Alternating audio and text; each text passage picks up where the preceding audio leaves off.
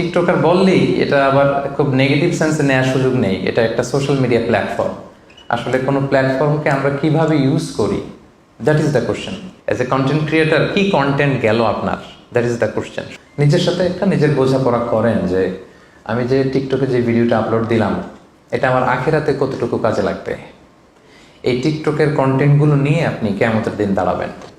কি টিকটক বানালাম, কি ইউটিউব বানালাম, কি কমেন্টস করলাম, কি বক্তব্য দিলাম, কাদের সাথে মিশলাম, আমার অ্যাক্টিভিটি কি ছিল, আল্লাহর সুপ্রিম কোর্টের কাঠগড়ায় পাই টু পাই কিন্তু হিসাব দিতে হবে।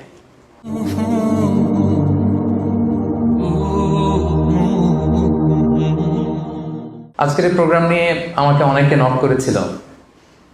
আমাকে অনেকে জিজ্ঞেস করছে যে হুজুর আসলে কি 30 তারিখে আপনার একটা প্রোগ্রাম আছে এখানে? আমি বললাম হ্যাঁ আছে। তো অনেকে বলতেছে হুজুর এটা তো টিকটকারদের প্রোগ্রাম। তো আমি বলছি ভালো হয়েছে তো, তাইলে টিকটকার ভাইদের সাথে একটা সোশ্যাল গ্যাদারিং হবে, এটা তো আরো ভালো। সবার জন্য আমাদের বার্তা পৌঁছানো দরকার। টিকটকার ভাই বলেন, ইউটিউবার বলেন, সাংবাদিক বলেন, তারপর ব্যবসায়ী বলেন, রাজনীতিবিদ বলেন, সবার প্রতি আমাদের জন্য আমাদের পক্ষ থেকে বার্তা আছে না নাই? আমাদের কাজই হচ্ছে বার্তা দেয়া, বার্তা পৌঁছানো। তো টিকটকার বললেই এটা আবার খুব নেগেটিভ সেন্সে নেওয়ার সুযোগ নেই। এটা একটা সোশ্যাল মিডিয়া প্ল্যাটফর্ম। আসলে কোনো প্ল্যাটফর্মকে আমরা কিভাবে ইউজ করি, দ্যাট ইজ দ্য কোশ্চেন। যেমন ধরুন যে ছুরি, নাইফ, যেটা ছুরি, এই একই ছুরি দিয়ে একজন ডাক্তার মানুষের পেট কেটে অপারেশন করে মানুষকে বাঁচায়, আবার একই ছুরি দিয়ে ডাকাত মানুষকে হত্যা করে, ঠিক কিনা? একই ছুরি ইউজ করে ডাকাত মানুষ মারে, একই ছুরি ইউজ করে ডাক্তার পেট কেটে অপারেশন করে মানুষ বাঁচায়। সো ছুরির কোনো দোষ নাই, দোষ হচ্ছে এই ছুরির ইউজার যিনি ব্যবহার করছে। এরকম সব কিছুর ক্ষেত্রে একটা পিস্তল, যারা ডাকাত গুন্ডা বদমাশ এই পিস্তল দিয়ে মানুষ মারে, সন্ত্রাসী করে, আবার এই পিস্তল দিয়ে আইন শৃঙ্খলা বাহিনীর লোকেরা তারা মানুষের নিরাপত্তা নিশ্চিত করে। সো এই যে আর্মস, এই পিস্তল, এই ছুরি, এটার কোনো দোষ নেই, এটার কোনো হাত পাও নেই। তো এটা আমরা আসলে কিভাবে ইউজ করি, এইটা হচ্ছে কোশ্চেন। সো আমরা টিকটক কিভাবে ইউজ করি, দ্যাট ইজ দ্য কোশ্চেন। এবং বিশ্বাসীদের একটা গুণাবলী হচ্ছে ওয়াল্লাযীনা হুম আনিল লাগবি মুরিদুন। বিশ্বাসীরা তারা সবসময় অনর্থক কাজ থেকে বিরত থাকে। সবসময় যে জিনিসে মানুষের কল্যাণ, যে জিনিসে মানুষের উপকার, যে জিনিসে আমার দুনিয়ায় কল্যাণ, যে জিনিসে আমার আখিরাতে কল্যাণ, বিশ্বাসীরা শুধু ওইটাই করে। লাভ আছে যেখানে, বিশ্বাসী আছে সেখানে। তো শুধু দুনিয়ার লাভ থাকলেই চলবে না, আখিরাতে লাভ আছে কিনা সেটাও খুঁজতে হবে। সো প্রত্যেকটা জিনিসের একটা পজিটিভ নেগেটিভ দিক থাকে। আমরা যদি সোশ্যাল মিডিয়া প্ল্যাটফর্মসগুলো ইউজ করি, বা ধরুন যে টিকটক ইউজ করি, আমার কোনো টিকটক আইডি নাই, আবার টিকটকের ইস্যুটা রেজ করে আমি যেটা বোঝাতে চাচ্ছি যে সোশ্যাল মিডিয়া প্ল্যাটফর্মের আসলে কোনো দোষ নেই, দোষ হচ্ছে ইউজারের। প্রত্যেকটা জিনিসের একটা পজিটিভ দিক থাকে, একটা নেগেটিভ দিক থাকে। সো আপনি পজিটিভলি এটা ইউজ করতেছেন কিনা, দ্যাট ইজ দ্য কোশ্চেন। এবং সেটা অ্যাজ এ বিলিভার আমাদেরকে কিন্তু নিজের সাথে নিজের একটা বোঝাপড়া লাগবে যে আমি আসলে টিকটকে কি আপলোড দিচ্ছি, হোয়াট ইজ দ্য কন্টেন্ট। এই যে আমরা কন্টেন্ট ক্রিয়েটর বলতেছি, আমি একজন টিকটকার, আমি আসলে কি আপলোড দিচ্ছি, আমি একজন ইউটিউবার, আমি আসলে কি আপলোড দিচ্ছি, দ্যাট ইজ দ্য কোশ্চেন। কারণ একজন বিশ্বাসী, সে বিশ্বাস করে মা ইয়ালফিযু মিন কাওলিন ইল্লা লাদাইহি রাকীবুন আতীদ। একজন বিশ্বাসী সে যাই বলে, যাই করে, এটা আল্লাহ তাআলা কিরামান কাতিবিন ফেরেশতার মাধ্যমে রেকর্ড করিয়ে রাখে। ওয়াকুল্লা শাইইন আহসাইনাহু ফি ইমামিন মুবিন। সূরা ইয়াসিন আল্লাহ তাআলা বলছেন ইমামুম মুবিন নামক ভিডিও রেকর্ডারের ভেতরে আমি সব রেখে দেব। সো আপনি টিকটকের ভিতরে কি করতেছেন এটা সেদিন দেখবেন। ইউটিউবের ভিতরে আপনি কি আপলোড দিলেন, অ্যাজ এ কন্টেন্ট ক্রিয়েটার কি কন্টেন্ট গেল আপনার, দ্যাট ইজ দ্য কোশ্চেন। শুধু ওখানেই না, এই সমাজেও কিন্তু সম্মানিত অসম্মানিত হওয়ার ব্যাপার আছে। আপনার কন্টেন্ট দেখে একজন মানুষ আপনার ব্যক্তিত্বকে জাজ করে, ঠিক কিনা? একজন মানুষ কেমন, পজিটিভ না নেগেটিভ, তার চলাফেরা, অ্যাটিটিউড, বিহেভিয়ার, এটা কেমন, এটা দেখার জন্য তার সোশ্যাল মিডিয়া হ্যান্ডেলসগুলো একটু তার ফেসবুকে ঘুরে আসলে, একটা ঢুমারলে, তার ইউটিউব অ্যাকাউন্টস থাকলে সেখানে গেলে, তার স্ন্যাপচ্যাট থাকলে, তার ইনস্টাগ্রাম থাকলে, তার টিকটক থাকলে, একটু ঘুরে আসলে আপনি বুঝবেন লোকটা কেমন। খুব সহজ কিন্তু। সো এখানে রিমাইন্ডার হচ্ছে পজিটিভ জিনিস যেন যায়, আমি ঢাকা ট্রিবিউন এবং ডেইলি স্টারের যে নিউজগুলো এগুলো দেখি, ইংলিশ নিউজ পেপার। আমি কিছুদিন আগে দেখলাম যে TikTok removed more than 2.6 million videos from Bangladeshi content. Bangladeshi content যে তৈরি করে গত বছরের শেষের দিকে তারা 2.6 মিলিয়ন, দ্যাট মিনস 26 লক্ষেরও বেশি কন্টেন্ট ডাউন করেছে, রিমুভ করেছে। কারণ কি? Rubbish, absolutely rubbish content. কি কন্টেন্ট তারা তৈরি করছে এরা নিজেরাও জানে না।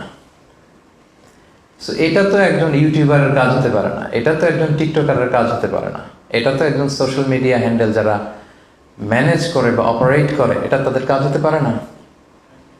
যে সমস্ত দেশের কন্টেন্ট ডাউন করা হয়েছে এর মধ্যে বাংলাদেশ 7 নম্বরে, মানে এত পরিমাণে বাংলাদেশিদের কন্টেন্ট ডাউন করা হয়েছে। এটা হচ্ছে রাবিশ টাইপের কন্টেন্ট ছিল।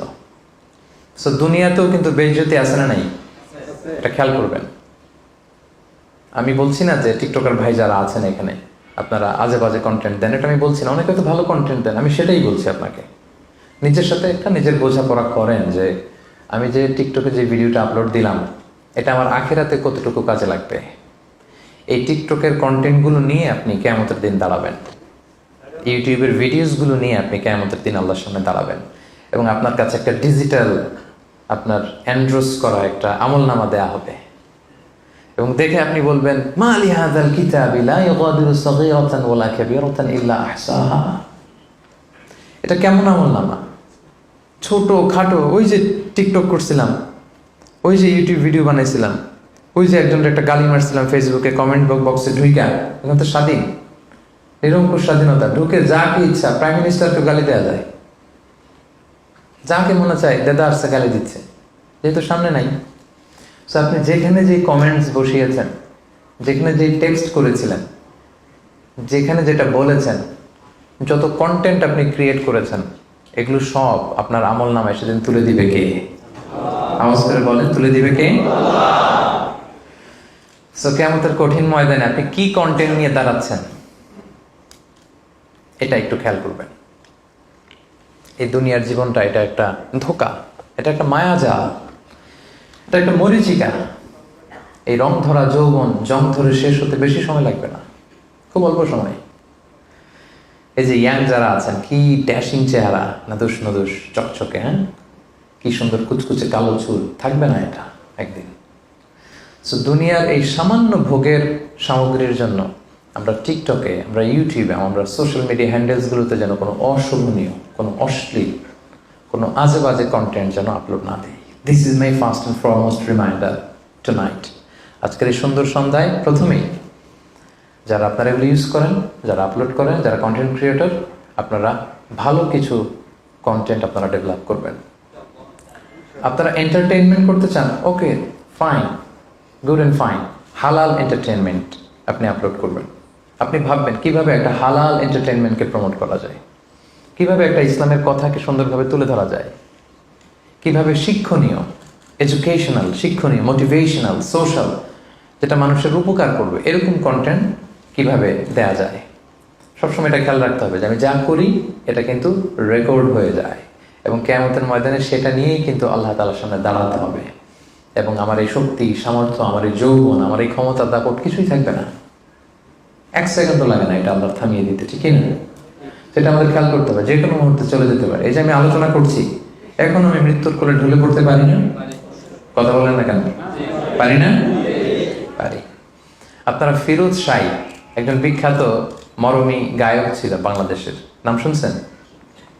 ওনার একটা বিখ্যাত গান আছে, 1 সেকেন্ডের নাই ভরসা, ভঙ্গ হইবে রং তামাশা, চক্ষু মুদিলে হায়রে দম ফুরাইলে।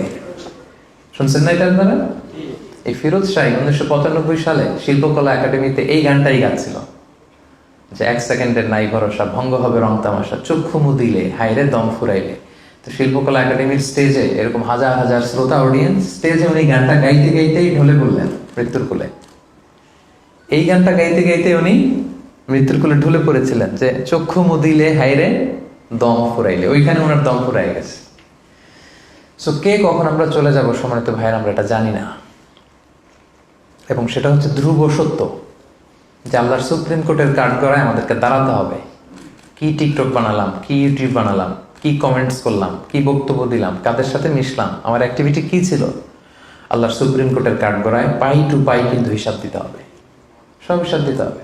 সো আমার প্রথম রিমাইন্ডার হচ্ছে আমরা যেন কল্যাণের পথে থাকি। আমরা যারা সোশ্যাল মিডিয়া হ্যান্ডেলস ইউজ করি, আমরা যেন প্রপারলি এটা ইউজ করি, শিক্ষণীয়, শোভনীয়, মার্জিত, ভদ্র এরকম কন্টেন্ট যাতে আমরা ইউজ করি। পারা যাবে তো ইনশাআল্লাহ? কে কে টিকটক ইউজ করেন করেন না আমি আর হাত তোলালাম না, আমরা অনেকেই করি না, that's up to you, it's not my business. But এই রিমাইন্ডারটা দেওয়া এটা আমার রেসপন্সিবিলিটির মধ্যে পড়ে, এই জন্য এই বার্তাটা দিলাম। সম্মানিত ভাইরা, আজকেই একটু নিজের সাথে বোঝাপড়া করেন যে আমার কি কন্টেন্টগুলো কেমন, শিক্ষণীয়, শোভনীয়, শ্লীল, ভালো, মার্জিত, ভদ্র যদি হয় ফাইন। আর যদি এরকম কন্টেন্ট আমাদের না থাকে সোশ্যাল মিডিয়া হ্যান্ডেলসগুলোতে, একটু যেন নিজের সাথে বোঝাপড়া করি, একটু বোঝাপড়া করেন নিজের কাজের জন্য, যেন আমরা আল্লাহর কাছে লজ্জিত হই। আমরা সবাই পাপী, কুল্লুকুম খাত্তাউন ওয়া খায়রুল খাত্তাইন আত-তাওয়াবুন, সবাই পাপী।